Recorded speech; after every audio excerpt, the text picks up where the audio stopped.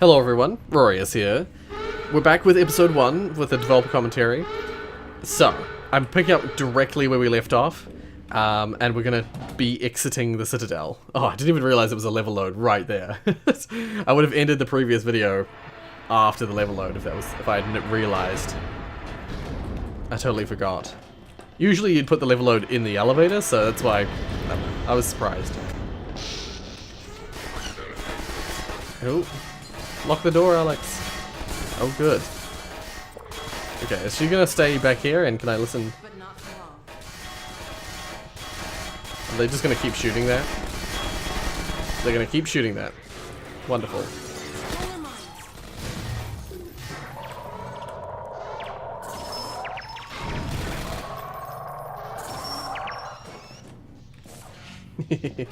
Change them over to our side. They still sort of come at you. But, Won't be expecting this.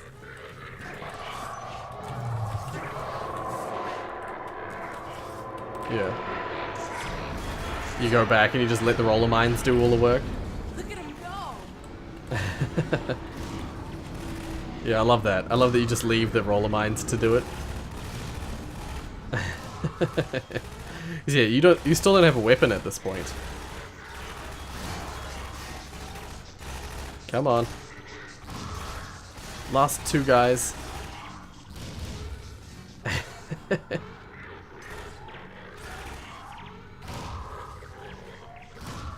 There we go. Now they'll probably do their... Now they'll turn red and do their explodey thing. Okay. You go ahead into the train. Oh, and here they are. So she ran off into the train. Hopefully she's not going to continue talking. Let's listen to this. Usually, the second step of our training arcs involve a threatening training area. This is the second step in the roller mine training, and true to form, there's the threat. The indestructible roller mines endlessly attack the player in a gated space. The only way to defeat them is to have Alex convert them, which means there's no way the player can miss the point of the training. Players also like to see the AI characters fight each other. So after reminding the player about Alex's roller mine hacking talent, we let you sick them on a pack of Combine soldiers. Yeah, I like that. I actually like that whole mechanic a lot. It makes Alex useful in a way that means that you feel like, you don't feel like she's just a tagger on sort of thing. Oh, they just arrived to see me leave. I'm gonna quick save it, and I'm gonna listen to Much these. the same way that movie effects often utilize different versions of the same model, there are actually 3 trains that make up the stalkers. I don't know if this... No, actually, you know what? No. Well, that was a nice clean getaway. I think these might stay I don't here. know what's in this copy we made. If they don't, but I'll I'll think load. about us having it. You know, all things considered, we're not. Oh no, it's a stalker car. Yeah. Damn, Terrifying. Combine. Terrifying. This is what happens to you if you resist. Or if you're just in the wrong place at the wrong time. Yeah. God, I hope you don't remember who you were. Let's see where this train is headed. Just add a little bit of humor to it. If I stand back here, well, no. Should be well out of the city before it's too late. Thank God we're not on foot. Let's hope the worst is over.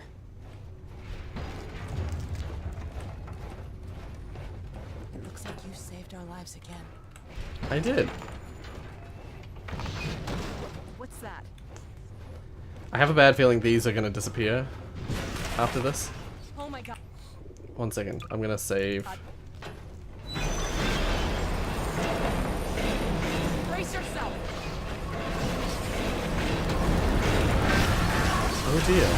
Normally you get chucked back to the back of the train. I was already standing there, so.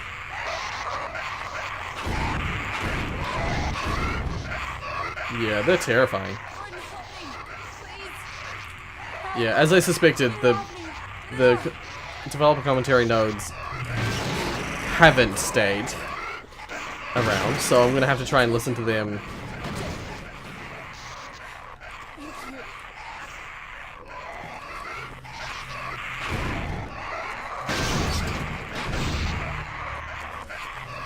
So what I might do is I'll hop out here. Alex will follow suit, and I'll do a full save as I did before. I'll do a full save out here.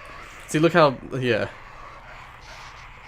stuff just before and now. I've been talking about silly stuff, but you really see the sort of emotional stress that Alex goes through for these bits. I feel like it's much more sort of sympathy building than the previous scene. But just quickly, okay. Where is the scene? Okay, so I've flown back here so we can listen to these nodes from before. In much the same way that movie effects often utilize different versions of the same model, there are actually 3 trains that make up the Stalker scene. Yeah. The first one is the moving train you see arrive at the platform. The one you're in right now is a static interior with lights moving outside of it to give the illusion of motion. The third train is the crash version. It's a tilted, banged up, and totally separate area from the moving version. The transition from moving to crashed is disguised by a brief fade to black. Yeah. So this is the one that you're in when it's just moving, when it's supposedly moving along. And that's actually why you probably would have seen, I'll check the editing just to see, but you probably would have seen when I first walked into the train, these suddenly were sort of like popped up from out of nowhere. And that's because the player and Alex have been teleported to this train from the static one. I don't know if the static one's actually still in this scene. It is. So yeah, you've got this area here where you enter the train. And this train is a fully sized train, you know, with all of the interior stuff. But then while you're in here, or at the point where you enter here, you suddenly ping over to this train over here, which is actually currently on a bit of a lean. I think it's just because of the scene that the end of the scene has it on a lean. But yeah, you get teleported into this train, which goes along fine, and then it goes through a bit of a crash, and then Alex's reaction to the Stalkers went through a number of iterations. In very early versions, Alex was frightened by the Stalkers. That didn't work because it didn't fit with Alex's earlier reactions to Stalkers in the Citadel. We changed it so that she expressed anger at the Stalkers' predicament. Early versions of this new direction failed because Alex's transition from generally upbeat to blind rage was simply too abrupt. Yeah. Ultimately, through rewrites and rigorous testing, we found the right tone for the scene, a simmering anger level that was more in tune with the situation. Yeah. No, actually, I think what they ended with was perfect. You know, a kind of like a sad anger rather than a rage anger. Yeah, and I think that's much more effective. Wait, was that two and then two and then that was Alex's 4? So we've still got, we haven't seen 3 yet. Okay, so we're back here. I'm gonna listen to this now. We wanted the crash train car to be very disorienting. In early tests, though, players felt that. Oh god, I went through the level load. We wanted the crash train car to be very disorienting. In early tests, though, players felt still that playing. it was too confusing and too hard to navigate. That feedback prompted us to tone it down a bit. By rearranging some of the geometry, we were able to create a banged-up, tilted environment that still offered a relatively unobstructed path to Alex. We wanted the crash train car. Oh, it still actually exists here. That's really interesting. But yeah, so as he said, yeah, I think the final execution of the train is quite good. And so they put it on a lean and they put a bit of damage to it, but they didn't make it too extreme that you couldn't navigate it properly.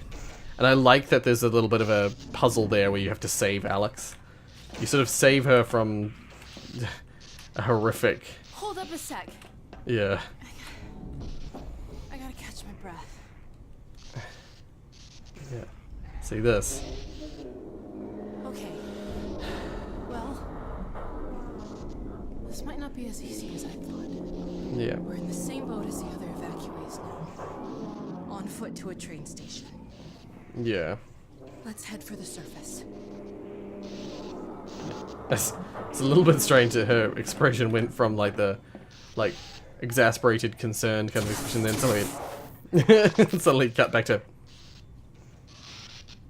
Okay, you wait right there. This is another multi-purpose scene. First, Alex is visibly shaken, which once again humanizes her. Yeah. But she also states the player's goal for the second half of the game. climb to the surface, and get to the train station. Yeah, that's good. I like that scene a lot, actually. It's once again one of my favorite scenes.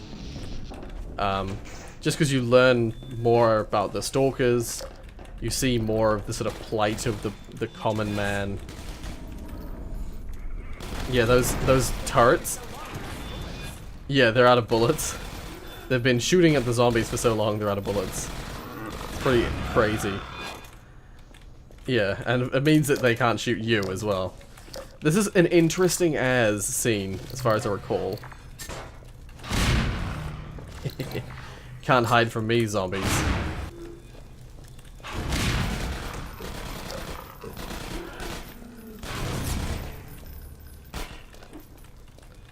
Alex is in this part of the game.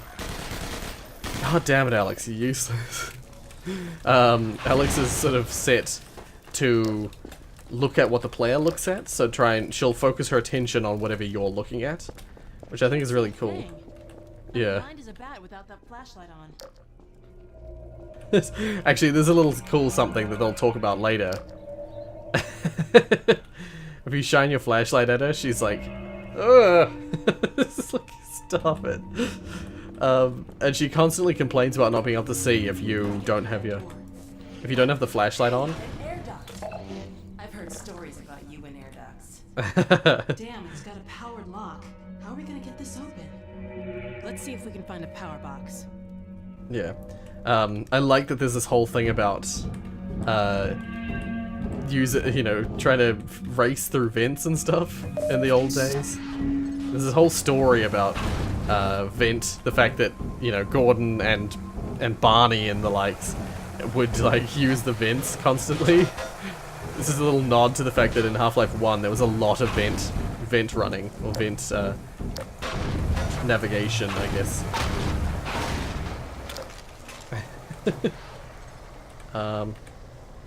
No zombies in here that I can throw this at? No? Okay. Right, so we've got another node. Let's have a listen. Before we armed players with traditional weapons, we wanted to give them a chance to appreciate Alex's combat abilities.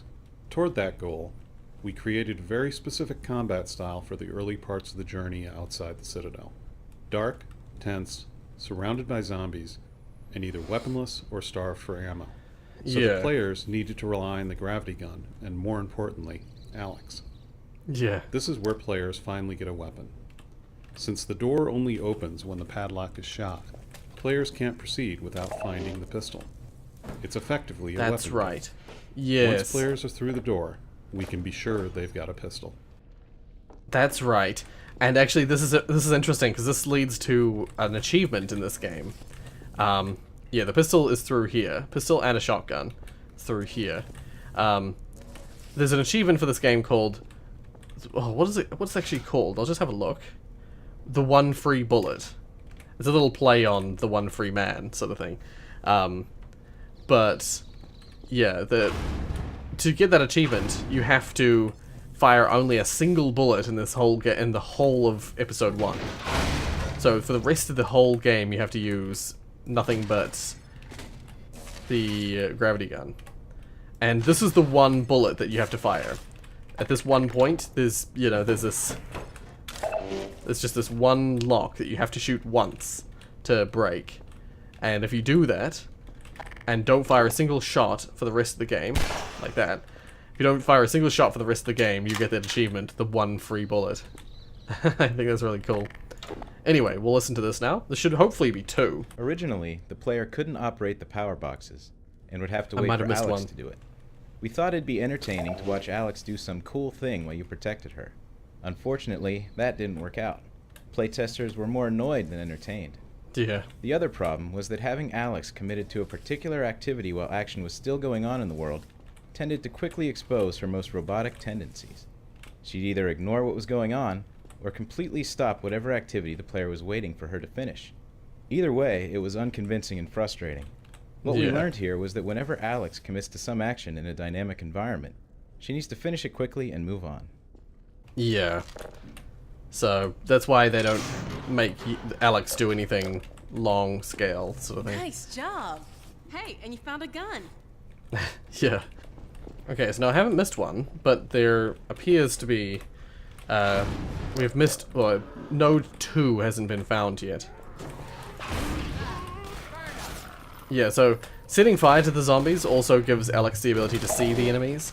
But if there's no fire and you're not using your flashlight, she won't shoot at the enemies because she doesn't know where they are. I really like that. I think that's a neat feature. Anyway, once again. The darkness in this area has a few real gameplay benefits. It slows the player down, which most of the time keeps Alex at your side. The claustrophobia, the close-in combat, and Alex's constant presence and reliance on your flashlight help enhance the tension and your sense of camaraderie. In the dark, the limited flashlight battery adds an extra layer of resource management to the tactics of combat. Yeah. Initially, the player wasn't going to have a weapon here. The combination of no weapon and near total darkness forced the player to use the flashlight to direct Alex's fire. Yeah. We liked the idea that you could interact with Alex in a meaningful way, using elements that were already built into the interface. Unfortunately, playtesters didn't like not having a weapon, so we added weapons back in. Luckily, it turned out that, even armed, players tended to still use and enjoy the flashlight mechanic. Yeah. So yeah, you don't have to completely limit the player, but, and, I mean, the achievement's there so that you can still do a full playthrough with just the flashlight, basically.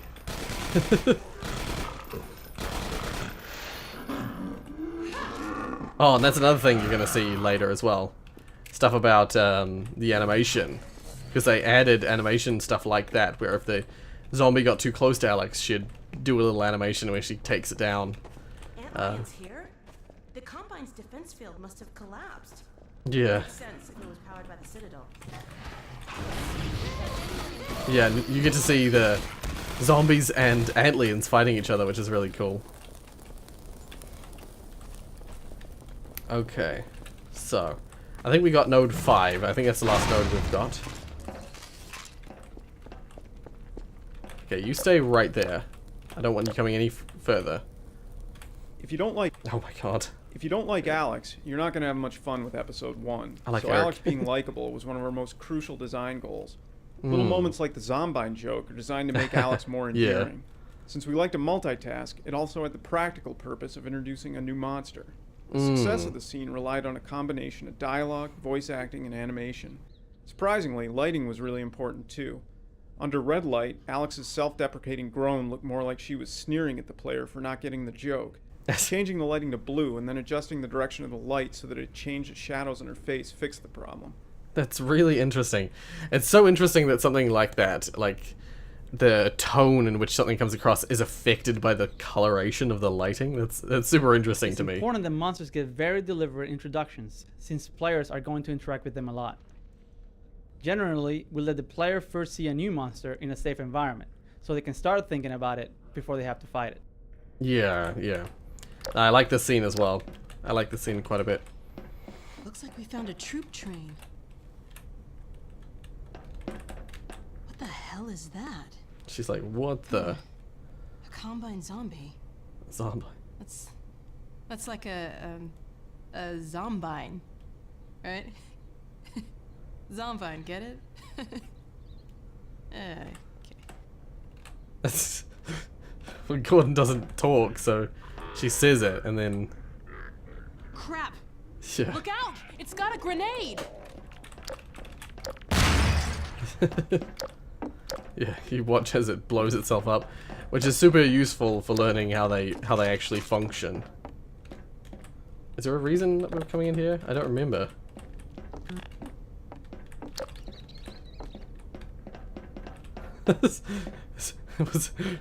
What?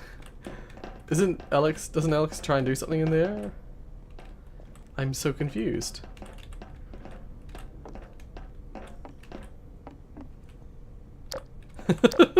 Oh! I was like, what's happening? I was so confused. Okay. Let's listen. Let's listen to as many nodes from here as possible. Okay, so what was that last node that we just listened to? It was Important that oh god. It's important that 7.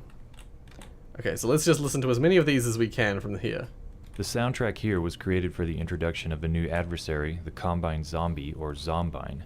Yeah. Discordant guitar tones and bends and a lo-fi fast beat work in the background of this encounter to create an off-balance and disturbing mood. Cool, I'll have to have a closer listen to that. So We it was always 8. try to exploit a feature as much as possible throughout a game. For instance, these flares.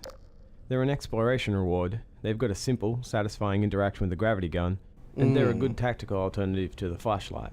Yeah. Finally, they're a weapon that will ignite zombies, which in turn become a new light source. Yeah. I think that's really cool. I think the fact that you can light up the zombies and use them as a light source is really cool. For episode 1, we implemented a scripting component called the response rules system for dynamically managing NPC speech. We wanted to take NPC speech out of the hands of the programmers and let the writers control it. The writers were able to set up a wide range of situationally triggered character responses. For instance, Alex has different reactions to different enemies, can warn the player of danger, calls for help when she's mobbed, and will ask for light. The combat responses worked out great, but it's especially satisfying when Alex's comments on some situation mirror your own thoughts. Yeah. The writers really went crazy with this, so be on the lookout for lots of little Easter egg responses to unusual situations. Yeah, I've actually already had that a few times with Alex, especially in this episode.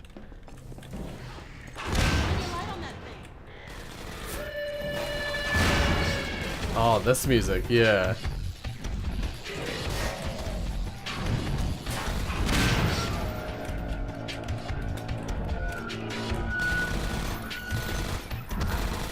Okay. It's like, I'm like, I'll take that into my own hands, I think. I'm not doing the achievement. So you can forget that. I've already done it, so...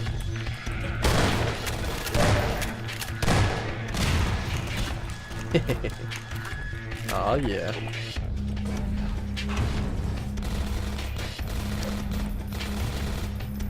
Oh, the barnacles. I didn't even notice the barnacles.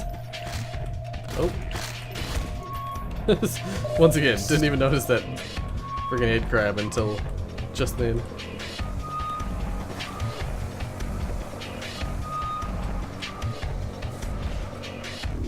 Okay.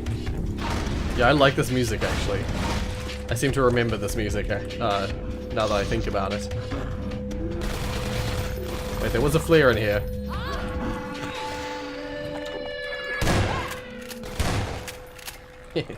Damn it, here it is. Make me drop my flare, how dare you? You bastard. Can't freaking see anything.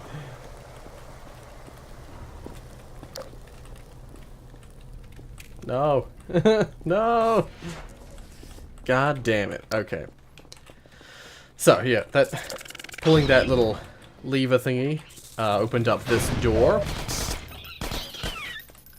I hate these things. I hate them too. Okay. Have you killed them? No, you have not. Okay. There we go. Now it's dead. Oh, there's another one.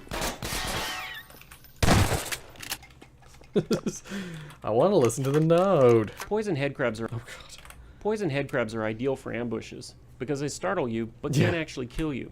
Here, after a series of right-hand turns, you round a corner into a dead end. While you're cracking open a box of goodies, you're ambushed by poison headcrab. Constructing the ambush this way increased the odds that you wouldn't see the crab, but you would hear it just in time to turn around as it leapt at your head. Yeah. She's not doing her... Block your eyes from the light. Nope, okay. Yeah, no, actually, I think that they are a good ambush thing. Purely for the fact that they can't actually kill you. I think that is probably the wisest option to go with. Make them able to kill you in ambushes later. You know, put them in a situation where they can kill you. But the antlion hole training is unusual because it requires the player to learn a new skill in combat. Yeah. This is a rare case where training occurs under duress. So Alex states the problem and helps in the fight without giving away the solution. Yeah. So I think we'll have a listen. We'll try and have a listen to what she's saying during.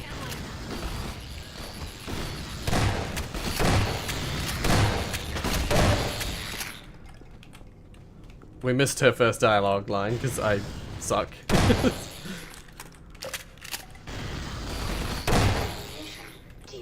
No. Oh, I'm just, okay. I'm not gonna wait for her to say something because I think she says something about we need to cover that hole, but I missed it because I didn't have the. I wouldn't have thought you could plug up the burrow that way. Yeah.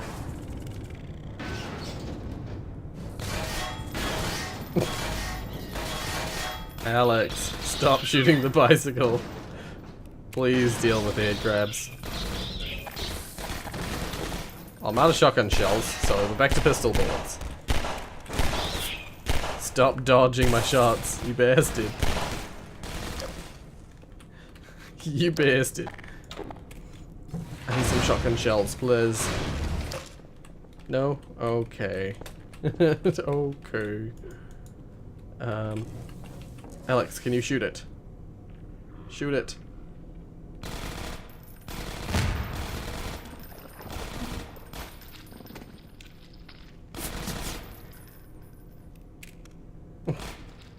Nope, she's not gonna shoot this one? Okay. Shine your light on that corner.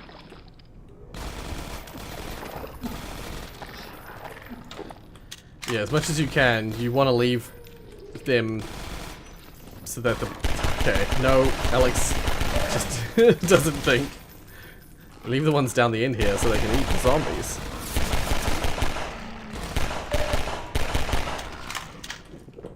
Okay, so there's probably still a barnacle alive amongst them, but I need that light. Do you really though, Alex?